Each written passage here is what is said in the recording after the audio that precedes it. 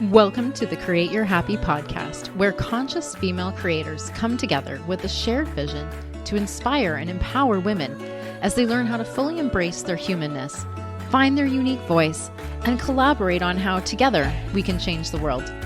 I'm your host, Christy Holt, happiness coach and conscious funpreneur on a mission to change the world one beautiful soul at a time. All right, gorgeous, it's time to get curious and become inspired. It's time to create your happy. All right. Welcome to the show. Today, we are so lucky. I'm so grateful to have Lisa Warrington all the way from across the world, from New Zealand, on the show today. Lisa is a coach and the creator of the Magical Mornings coaching program. And her mission is to help women to actually enjoy their lives.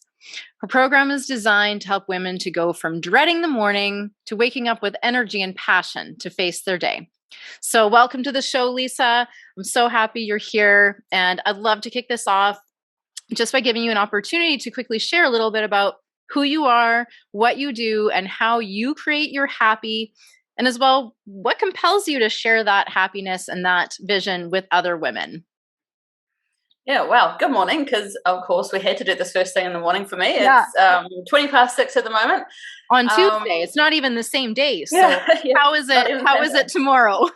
Yeah, great. I know. It often feels weird. I know, doing calls or doing things with everybody else, because I don't usually connect with a lot of people in my own country. So I feel like, hello from the future. Yeah, right? So at the moment I'm currently running a takeaway business that I bought probably, a year and a half ago.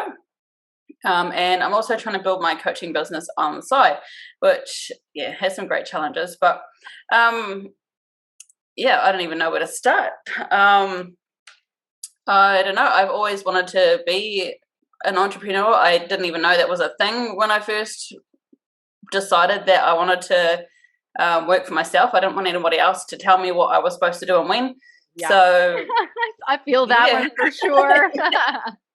Do not like being told what to do. I was always the good girl, though. I did what mostly from what I can remember anyway, I did what my parents asked and stuff like that. I hated being the one that got in trouble, so yeah. But my first entrepreneurial experience, I suppose you could say, was we had some fruit trees on our yard. So we used to pick them up and bag them up and sit at the front of our gate on the weekends and sell fruit. So I don't know, maybe that's what started it. Yeah.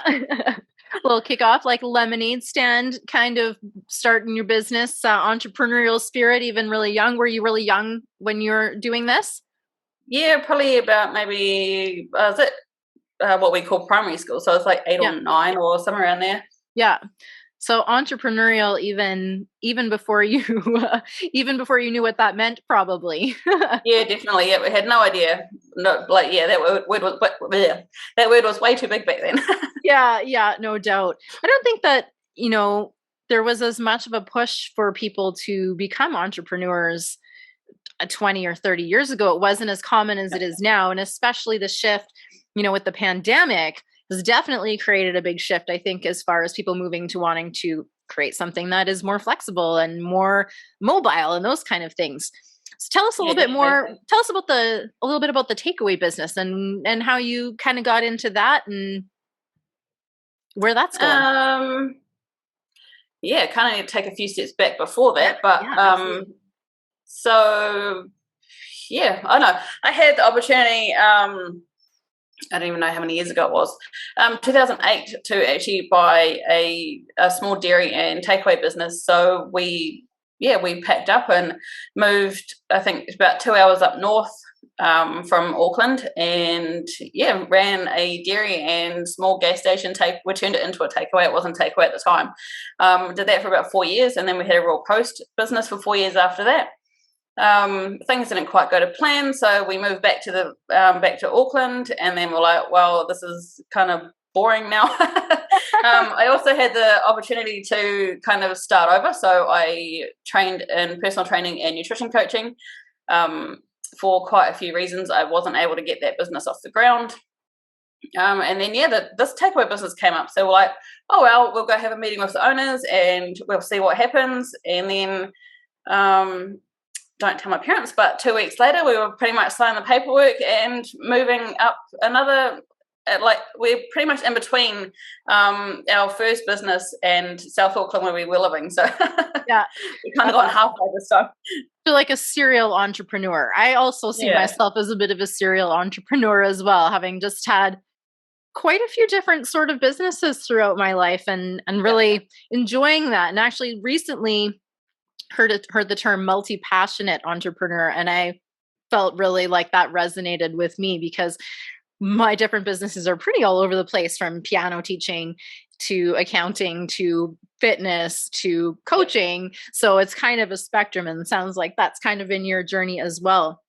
So tell us about a little bit more with the coaching. So you started as sort of like a fitness and nutrition coaching side. It's very similar to myself, and that's sort of evolved. So tell us about that evolution and how that became what you're doing for coaching today.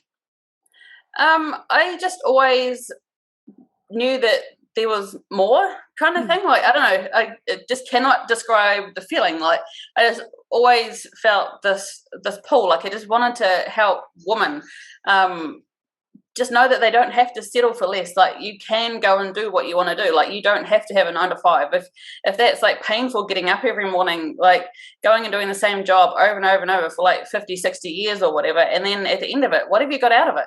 Like, yeah, sure, you might get some help. Yeah, you might get some help from the government if you're lucky, but that's like not enough to live on, or not comfortably anyway.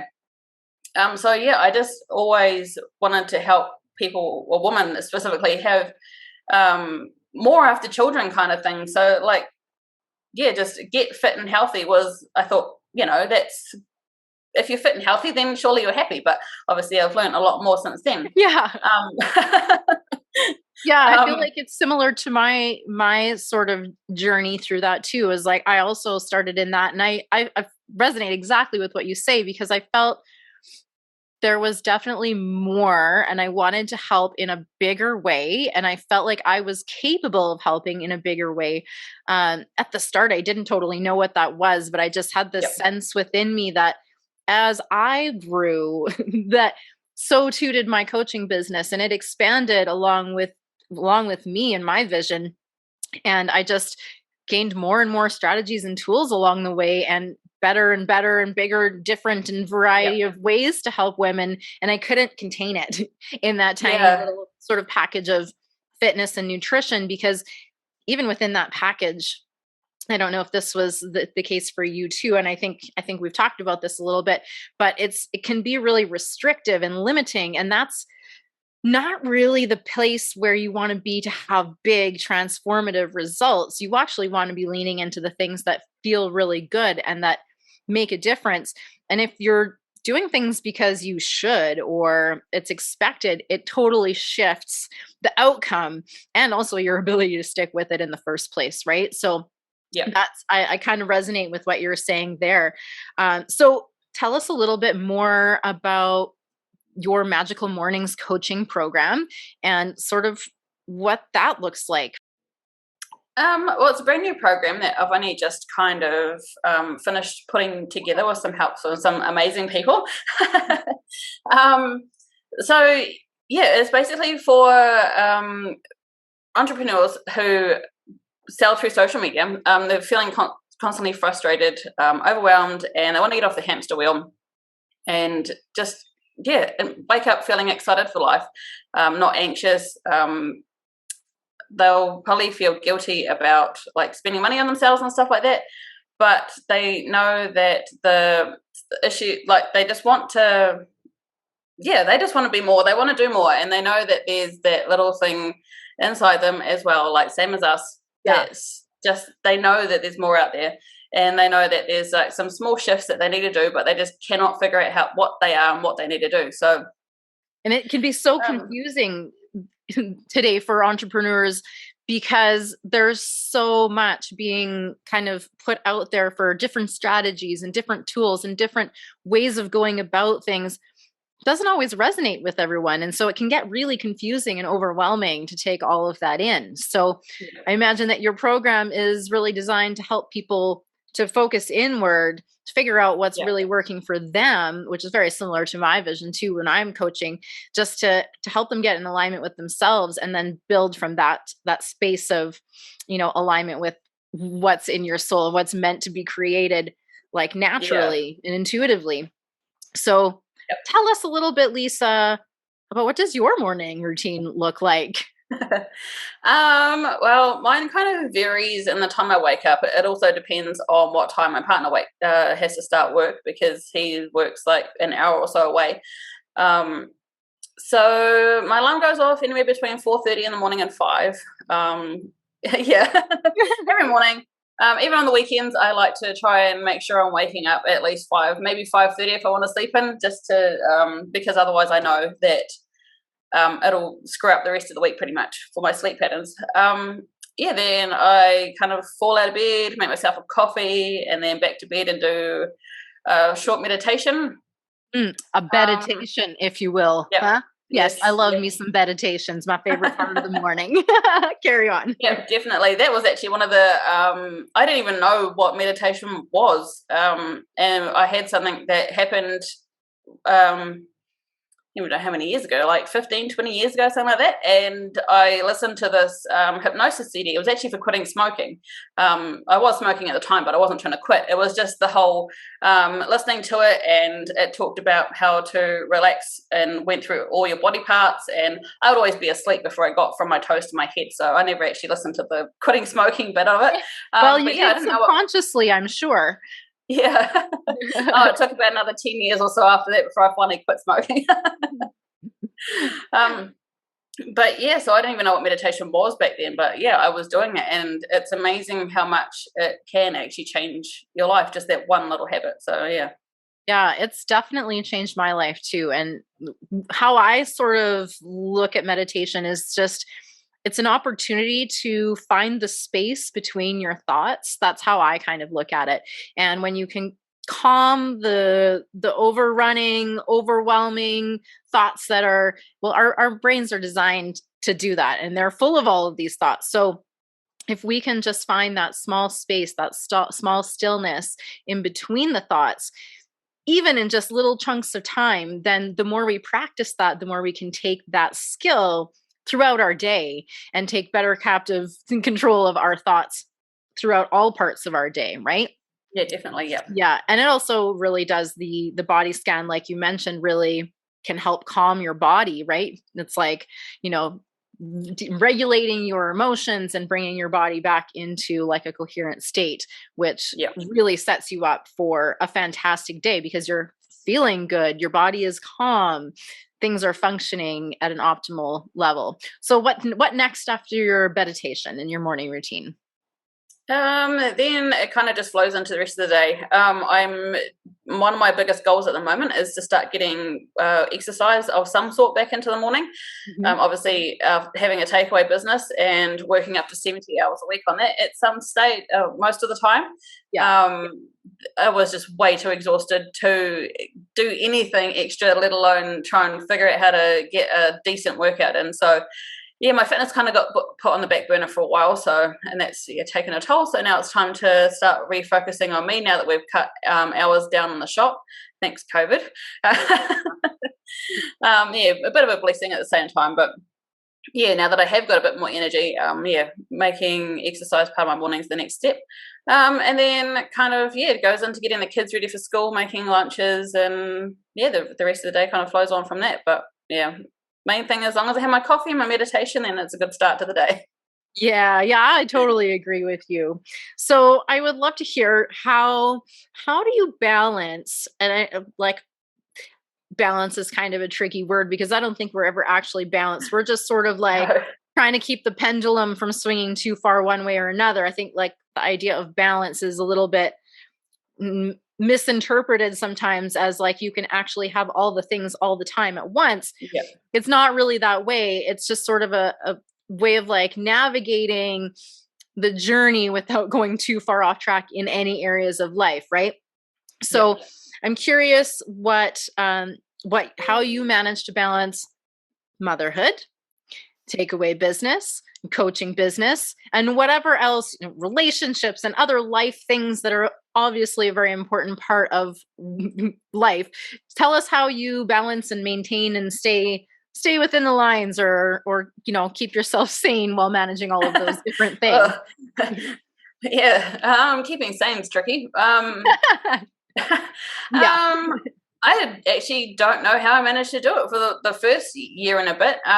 It was just kind of, we made this decision, so we had to find a way to make it work.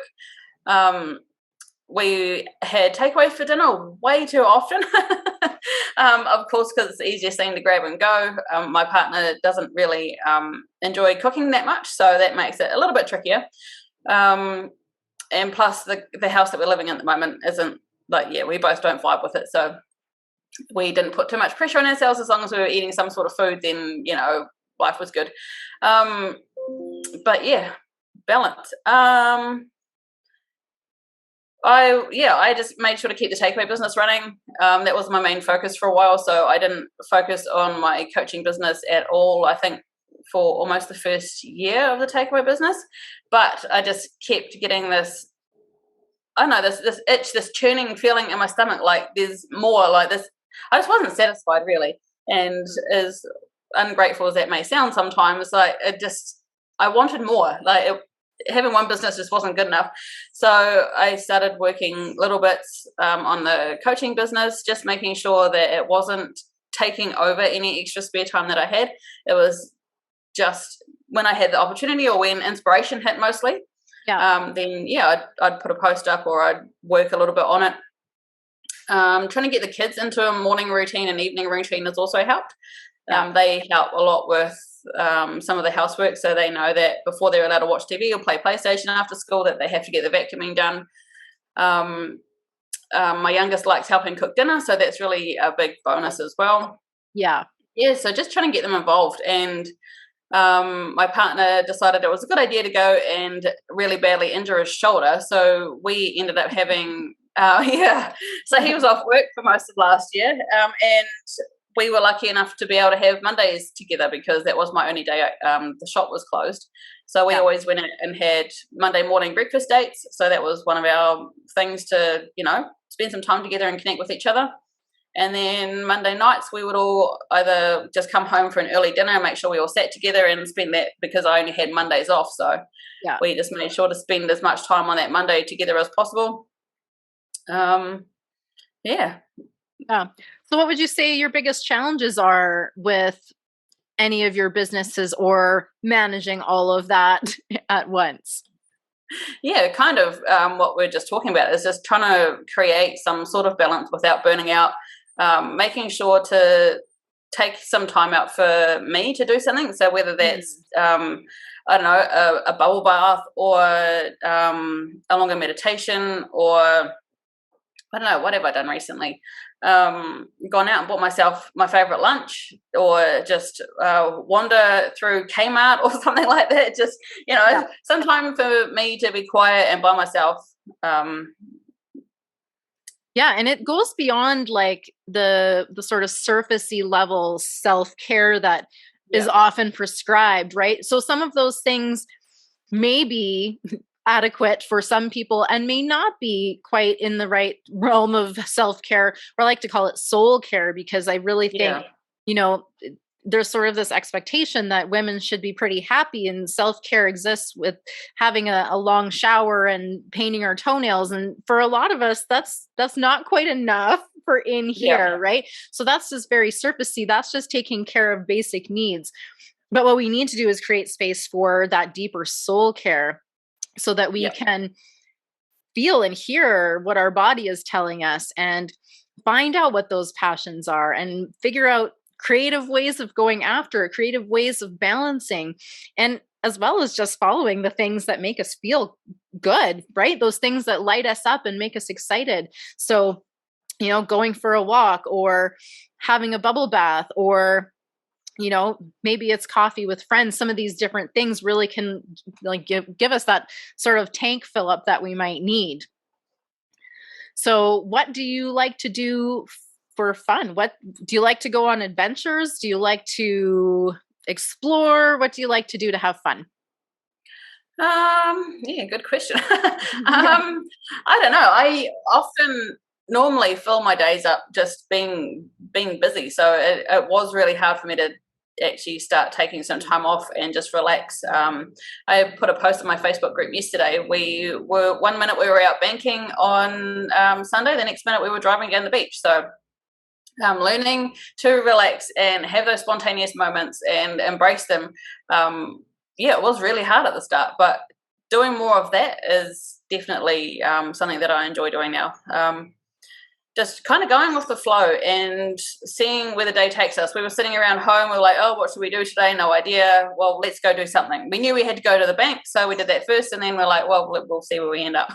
Yeah, I love that. I love that spontaneous sort of just being present in the moment. And I think that the more we can be present in the moment, whatever we're doing, the more happiness we're going to have, the more peace we're going to have. Because when we focus on what's going on now, we're not thinking about the past. We're not ruminating or worrying about what's happened. We're also not worrying about what's yet to come. We can stay focused in that present moment. We can really, really receive all of the amazing gifts that life has for us. So I'd love for you to share a little bit more about specifically your program or any other offers or what you're most excited about sharing right now with the audience and how they can get in touch with you about all of that. So my biggest thing at the moment is the Magical Mornings coaching program, but I'm also offering free one-on-one calls at the moment. One, for practice to get myself back into the coaching world again, and two, because I know how I felt when I was starting out with coaching and stuff, and it was thousands to get on calls with the coaches that I really, really wanted to get on calls with. So my way of kind of, practicing and also giving back to women as well who are stuck is to do the free calls to start off with. And then, if you want extra help, then of course the option is there to join into the Magical Mornings coaching program. So I created this for women or entrepreneurs who are waking up in the morning feeling like they're depleted, they're exhausted, they're drowning,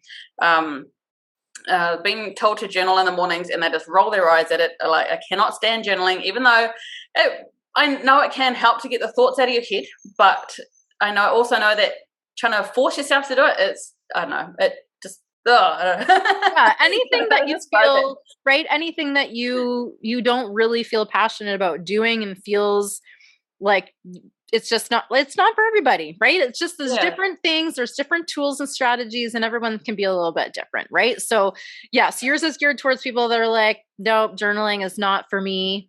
Tell us what your strategy to replace that kind of looks like. It's more like just getting the thoughts out of your head in a way that feels good for you. So one of the things that I like to do is I have like 10,000 notes there's a note app on my phone, and whenever I feel the inspiration of, like, I don't know, it may be a Facebook post, it may not be, it's just I don't know, I guess you could call it like downloads or something, like I just feel like this is a message that needs to get out of my head or out of my body. So I'll just type it out into my note app. It doesn't matter what time of the day it is. It could be, I might do one today, I might not do one till next month. Like, I just took the pressure off completely. Yeah, I love that. And I have a note going too with all of the little brain dump ideas that I don't want to forget, but I also don't want to carry it with me, because I often have these, I think they're like good ideas, and I'm preoccupied with, I don't want to forget it. So then I'm constantly thinking about it, but it actually would just be helpful for me to write it down in a note so that I can carry on and come back to it when it's the right time to go after and finish off the thought or whatever the case is. So great tip. So how can people get in touch with you, Lisa? How can they find you? At the moment, I don't have any fancy websites or anything like that up and running. So it's just, send me a message on Facebook. You can join my Facebook group. I've got a fancy link for it. I think if you search Discover You, Love You, it should come up on Facebook. We'll get the links for the show notes.